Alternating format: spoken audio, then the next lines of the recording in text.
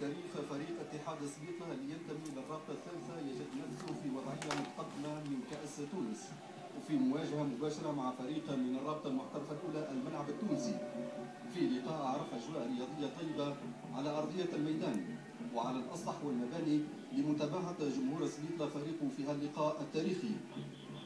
مجريات اللقاء في فترة الأولى واللي يدخلها فريق اتحاد سبيطة دون مركبات، ولعب الند للند مع فريق الملعب التونسي.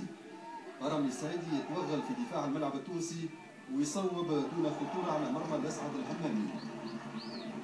في آخر لحظات الشوط الأول حليم الدراجي دخل منطقة الجزاء لمرر زميله محمد بن عمار اللي يضيع الفرصة بكيفية غريبة.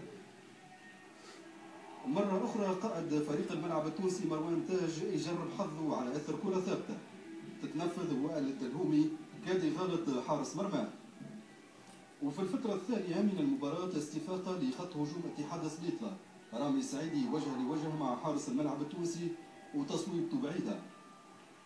إجابة الملعب التونسي جاد على أثر كرة ثابتة، وكالعادة مروان تاج في التنفيذ، وعلى العمدوني يقتنص الكرة بالرأس والامتياز لحارس اتحاد سبيطة محمد السعيد الزنيدي، لتنتهي المباراة في فترتها القانونية على نتيجة التعادل السلبي.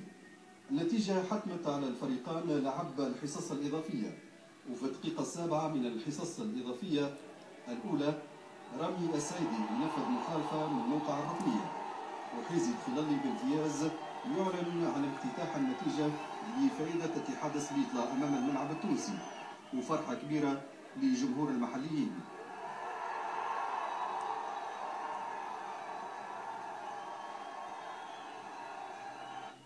ردة فعل الملعب التونسي جاءت بعد 6 دقائق من الهدف، لما انفرد محمد بن عمار بحارس اتحاد سبيطة ويعلن على تعديل النتيجة.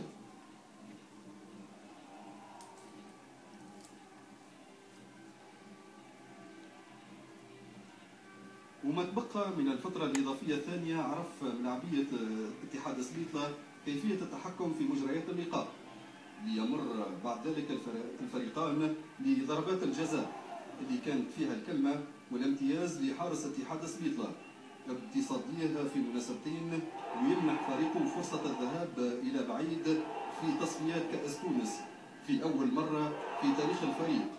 وفرحة كبيرة لسبيطة وكافة القصرين بهذا الانتصار لفريق اتحاد سبيطة أمام فريق الملعب التونسي، انتصار الطموح والعزيمة أمام الخبرة.